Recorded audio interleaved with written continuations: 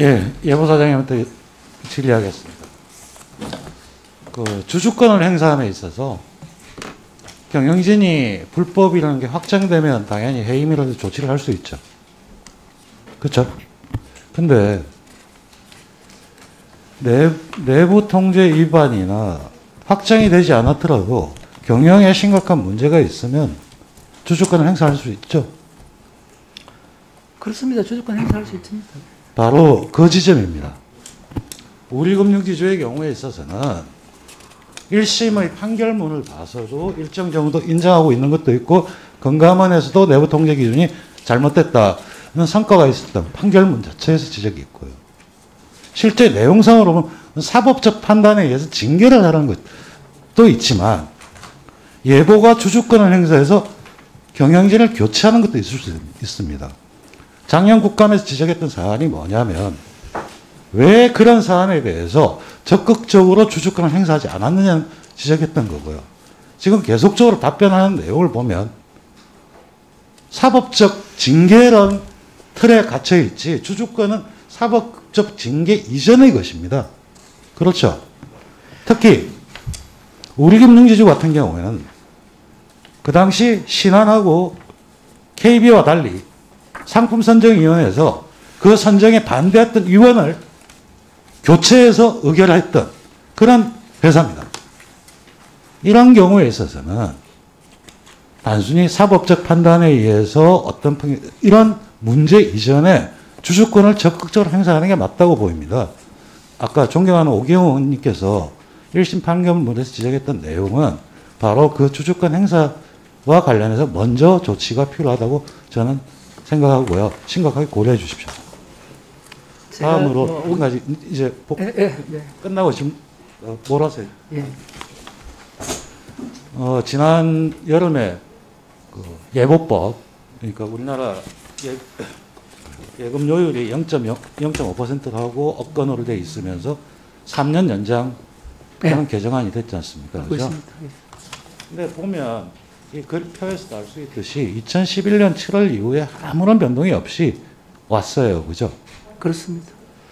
근데 이 예금보율 특징을 보면은 뭐 구조조정에 대한 0.1% 보험료 부과가 있고 그리고 저축은행 부실에 의한 과거를 공동 지원하는 부분이 한 45%가 있고 돼 있습니다. 근데 중요한 거는 보험료가 미래의 위험에 대해서 해야 되는데 과거의 부실 처리에 이렇게 들어가고 있는 게 적절하지 않지 않습니까? 그죠? 맞습니다. 근데 이게 바로 원인은 뭐냐면 감독 기능을 제대로 하지 못했던 그 저축은행 사태가 발생했다든지 그런 부분이 있습니다. 그리고 사실 지난 법안 통과 과정에서 상당히 논란이 있었던 것은 올해 8월 달이 일몰 시한이었는데 그거에 맞춰서 작년 2020년에 TF 용역 자료를 보면 나오죠. 과소적립, 특히 보험과 저축은행의 목표금을 높여야 하는 결과가 나왔는데도 불구하고 이런 것들이 하나도 반영되지 않은 채 연장을 해달라고 했기 때문에 문제가 생겼던 것입니다. 그래서 지금 보면 3년의 기간이 주어졌는데 사실 이게 보험료율이라고 하는 것 자체는 상당히 업권 간의 이해가 상충되는 부분이기 때문에 본의원 생각에서는 1년 6개월 정도를 목표를 잡고 해도 저는 3년에 갈까 말까 한다고 봅니다. 안이 나오더라도 안을 조율하는 시간이 상당히 많이 걸리기 때문에 만약에 안을 3년이나 이렇게 잡아버리면 그 안을 가지고 조율하는 것 자체도 민간업계의 갈등이 굉장히 심화될 가능성이 있다. 그렇기 때문에 지금부터 빠르게 준비해서 1년 반 정도로 목표를 잡고 그거에 따라서 각각 업권의 이해 조정이 필요하고 그와 더불어서 아까 존경하는 유동수 의원님이 말씀하셨듯이 예금자 보호 한도도 보면 그 TF 보고서에 있듯이 저축은행이나 이쪽은 리스크가 더 큰 거고요. 은행하고 이쪽은 리스크가 좀 작기 때문에 그에 맞춰서 현실화하는 구조적으로 안을 짜는 게 맞다고 보이는데 어떻게 생각하십니까? 그 의원님 말씀대로 하신 대로 이제 저희가 그 금융위하고 이렇게 상의를 해서 그때 그 일몰 통과시킬 때 이제 일정을 주셨는데 한 2년 정도의 기간을 가지고 방안을 만들겠다고 이렇게 되어 있는 상태입니다. 의원님 말씀하시는 그 부분은 우리가 제가 금융위하고 한번 상의를 해 보도록 하겠습니다. 그 아까 말씀하신 대로 우리가 예보율을 많이 이제 징수를 하지만 약 1조 원, 0.9조 원밖에 미래를 위해서 적립되지 않습니다. 그것은 과거에 그 부실을 메꿔 금융권이 이제 부담을 해라고 한 그런 결과로서 나온 것이기 때문에 그것을 지금 다 미래를 위한 것으로 지금 당장 대체할 수는 없는 상태입니다. 그래서 저희들은 이제 이번에 그 논의를 할 때 결과적으로 보면 상환기금이 종료되는 걸 예상해야 되고 저축은행 운영 개정이 만료되는 걸 예상을 해서 그때 그걸 어떻게 처리하느냐 그런 것들이 함께 정해져야 요율이라든지 목축기금이라든지 이런 게 순조롭게 이루어질 수 있기 때문에 저희들 생각에는 그런 부분에 있어 가지고 한꺼번에 좀 하는데 시간이 좀 걸리지 않겠냐 그런 생각은 좀 듭니다. 예, 보면 예금보험료율 같은 경우도 지속적으로 이야기가 되어 왔지만 제대로 진행이 되지 않았어요. 그러니까 예금보험금 한도, 그 다음에 적립요율, 예금보험료 각각 다 종합적으로 이제는 해서 과거치를 실제로 상환기금이 27년 한다고 하더라도 현재 규모는 다 상환할 수 없는 숫자가 명확하게 보이는 거고요. 그래서 종합적으로 고려할 필요가 있고, 그리고 특히 앞에 이제 답변을 안 해주셨는데 우리 금융지주 케이스의 경우에는 주주권이라고 하는 거는 사법적인 거와 다른 겁니다. 그러니까 사법적인 게 다르기 때문에 그거에 대해서 적극적으로 우리은행에 대해서는 생각을 해야 되는 게 맞다고 생각합니다. 답변해 주십시오. 우리 금융 관련해서 아까 제가 그렇게 답변 드린 이유는 사실 저희들이 이제 최대주주이지만 과점주주들한테 여러 가지 경영을 많이 맡긴 상태고 그런 부분에 있어서 다툼이 있는 상태에서 저희들 나름대로 완전히 그게 확정되지 않은 상태에서 주주권을 그러니까 행사하기가 좀 부담스러움이 있다는 점을 말씀드리고 아까 제가 말씀드렸지만 여하튼 최종적인 판단이 나오면 그리고 그거에 따라 가지고 예보가 마땅히 취해야 될 것이 있다면 저희들이 적절히 취해 나가겠습니다. 예, 수고하셨습니다. 다음은 권은희 의원님 질의해 주시기 바랍니다. 예, 그 예보사장님께 질의하겠습니다. 보면 구조조정 과정에서 예보가 가지고 있는 지분이 여러 가지가 있죠. 다음 지분부터 먼저 보면 우리 금융지주는 지금 이제 매각 과정에 들어가 있고요. 그죠? 이게 내년까지 완료가 되면 거의 민영화되는 서울보증, 하나생명, 수협중앙회가 있습니다. 다음, 근데 우리 금융지주 같은 경우에 과점주주가 이렇게 되어 있는데 사회이사 추천이 되어 있고 국민연금이 9.71%. 만약에 여기 이제 매각에서 조금 하면 10%를 넘는 현상이 발생할 수가 있습니다. 당연히 이제 금융위의 승인이 필요한 거죠. 또 우리 사주조합조차도 8.68%이기 때문에 매각 과정에서 조금만 인수해버리면 최대주주가 되는 이런 현상이 발생하는데 어떻게 보고 있습니까? 이거는 정책적으로 협의를 좀 해야 될 사항이죠. 예. 그리고 여기 보면 IMMP부터 해가지고 사회회사 추천을 하고 있습니다. 그죠? 그렇습니다. 적절한 사회회사 추천 서류를 받고 하고 있는 거죠. 그런 걸로 알고 있습니다. 제가. 그러면 이걸 한번 가점주주가 예, 한번 챙겨 보십시오. 예. 다음 한번 보십시오. 앞에 규정을 좀 보십시오. 은행업 감독규정 41조 경영 공시에 관한 규정이 하나 있습니다. 사회이사 추천위원회의 사회이사를 추천한 주주는 임원 및 신용공여 거래가 발생을 하면 다 공시를 해야 됩니다. 제가 본의원이 확인한 바로는 우리은행 이거 안 하고 있는 것 같거든요. 챙겨드리겠습니다. 뭐냐면 IMMP든 푸본이든 한국투자든 그 회사와 신용공여, 대출이나 이런 게 있으면 다 공시를 해야 되고 이해관계자를 판단한 공시 규정인데 이 부분이 제대로 지켜지고 있는지 한번 체크해 주십시오. 알겠습니다. 다음으로 보면 가지고 있는 주식 하나생명이 있어요. 하나생명은 몇 년 동안 매각이 안 일어나고 있는데 좀 99년에 있다가 이게 2017년 이후에 매각이 중단됐어요. 매각을 점차 진행을 했어야 되는데 주가가 계속 빠지고 나중에 또 빠지고 그러니까 이런 상황이라고 하면 미래의 주가는 예측할 수가 없기 때문에 매각 과정이 있고 그 목표가 달성됐으면 순차적으로는 매각하는 게 맞다고 보는데 이거 계속 가지고 있다가 지금 생보사의 경우에 자기 자본 요구량이라든지 그죠? IFRS라든지 해서 굉장히 밸류에이션 문제가 계속 발생하고 있는 쪽이죠. 이걸 계속 가지고 있는 게 이유가 있습니까? 의원님 잘 아시다시피 너무 주가가 많이 떨어져 있고 이게 원금 가능 그래서 주가에 비해서 거의 뭐 4분의 1 수준밖에 안 되는 상태에서 계속 가지고 있으면서 지금 보면 IFRS에 의해서 자본 확충 요구가 계속 있는 상태고 생보사 주가에 대해서 지금 전망 자체가 그렇게 좋지 않은 상태에서 나중에 또 올라가면 팔겠지 하다 계속 하는 상태가 있다는 건 상당히 문제가 있다고 보입니다. 저희도 고민이 사실 됩니다. 고민이 그러니까 되는데 이거는 예보가 목표가 달성됐을 때 지속적으로 일부씩 팔아가지고 무빙 에버리지를 만들어 둬야 되는데 값이 올라가기만 기다린 거예요.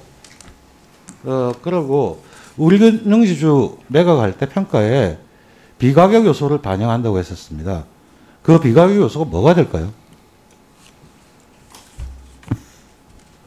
그거는 뭐 여러 가지 뭐 정책적인 고려가 거기 들어 있습니다. 그래서 이 경우에 비금융 주력자의 참여 여부라든지 여러 가지 이슈가 발생을 하고 있기 때문에 잘 협의해 주시기 바랍니다. 예, 그렇게 하겠습니다.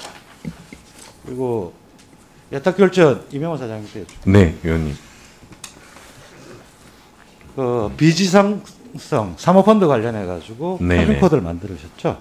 네네. 코드만 해도 벌써 3,147개에 되고 이게 다 자산을 등록되어 있습니다. 사모펀드 그렇게 다양한 자산을 이렇게 3천 몇 개를 관리할 수 있겠습니까? 그러니까 이게 네, 시장에 네. 있는 다른 비시장성 자산 항상 수시로 생기는 거거든요. 코드를 계속 생성할 수 있겠습니까? 지금은 저희가 그 당시 있는 자산을 기초로 해가 244개로 분류했고요. 또 이 확장성이 필요가 있다면 확장을 해야 된다고 생각을 하고 있습니다. 비시장성 지표라고 펀드는 사모펀드는 항상 새로운 게 나오는 상태이기 때문에 이 관리 자체가 코드도 그렇습니다.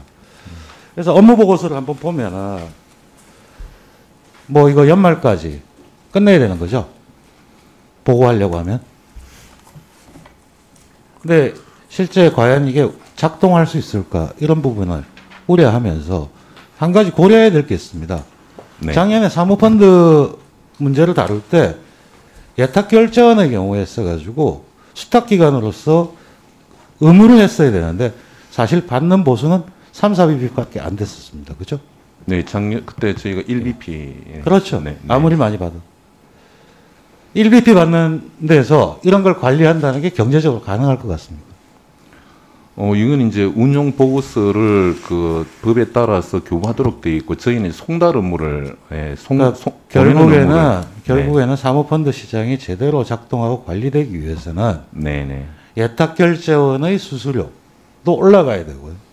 왜냐하면 제가 작년에도 한번 지적한 바 있는데 이 시장에서 가장 중요한 거는 수수료를 받는 만큼 책임이 따르게 돼 있는 거거든요. 판매사와 운용사, 수탁기관 등등.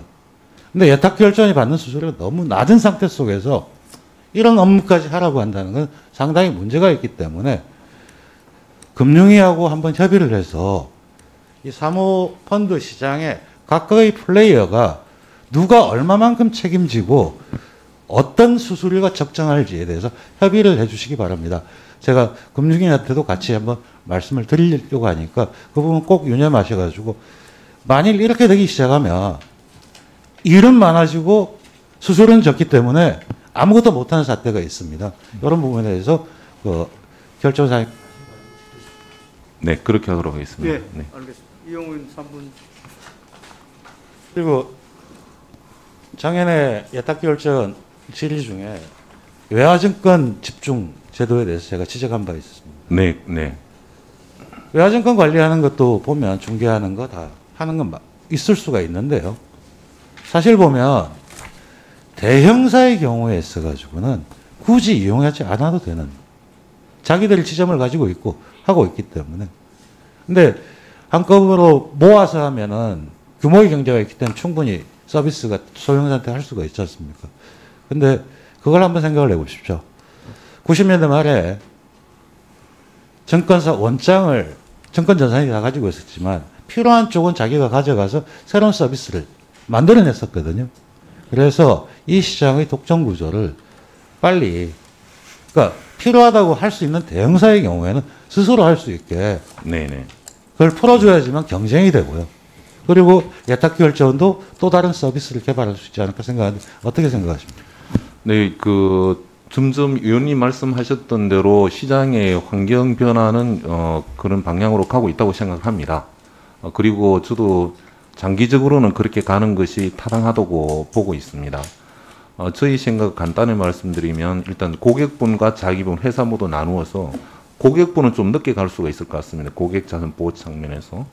근데 자기 쪽 부분에 대해서는 그러니까 충분히 한 번쯤 검토하고 또 아까 말씀하신 규모의 경제의 문제도 있고요. 또 그러니까 빠져나가는 경우에 자기 분이기 때문에 건전성이나 유동성 부분에 대한 점검과 같은 감독적인 이슈도 있을 수가 발생할 수 있다고 생각합니다. 네. 예탁결제원의 새로운 수익원이고 그 서비스라고 생각할 수가 있지만 대형사의 입장에서는 자신들이 그 서비스를 소형사에 이전시켜주는 현상이 있을 수가 있기 때문에 대형사라든지 그걸 할 의지가 있는 쪽에는 스스로 시장에 참여하게 만드는 게 독점보다는 경쟁을 유지시키는 일이라고 생각합니다. 네. 마지막으로 주택금융공사 네. 보시면은 전세 반환 보증 네. 하고 계시죠. 여기 보면 보증률이 주택금융공 주공공이 가장 쌉니다. 네. 그죠? 네, 그렇습니다. 자, 이렇게 낮게 하고 시장 후발주자인데요. 근데 이렇게 낮게 함에도 불구하고 지금 상당히 시장 점유율이나 규모가 적습니다. 왜 그럴까요? 그 말씀하신 대로 저희가 원래 점유율이 한 50% 넘었는데 좀 줄고 있는데 저희가 다 기타 허그나 이런 데에 비해서 이 상환 능력도 보고 여러 가지 좀 까다로운 측면이 저희가 좀 리스크 측면에서 대출 한도라든가 이런 부분이 저희가 여타 상품보다는 좀 까다로운 측면이 좀 있습니다. 지금 여기 보시면 다음 표를 보시겠습니다. 주택금융공사는 전세 지킴 보증은 공사의 전세 자금을 써야 되는 이런 허들이 있습니다. 맞습니다. 그죠? 맞습니다. 이렇게 되면 일종의 꺾기 비슷하게 돼버리는 거거든요. 사실 이거는 사실 뭐 허그도 그렇고 SJ도 그렇고 다 공적인 성격을 가지고 있기 때문에 이런 부분을 풀어줘야지만 풀어야 가장 낮은 수수료를 해서 서비스를 제대로 해줄 수 있는 거 아닌가 이런 부분 적극적으로 고려해 주시기 바랍니다. 예, 그렇게 하겠습니다. 수고하셨습니다. 또 권원희 의원 질의해 주십시오.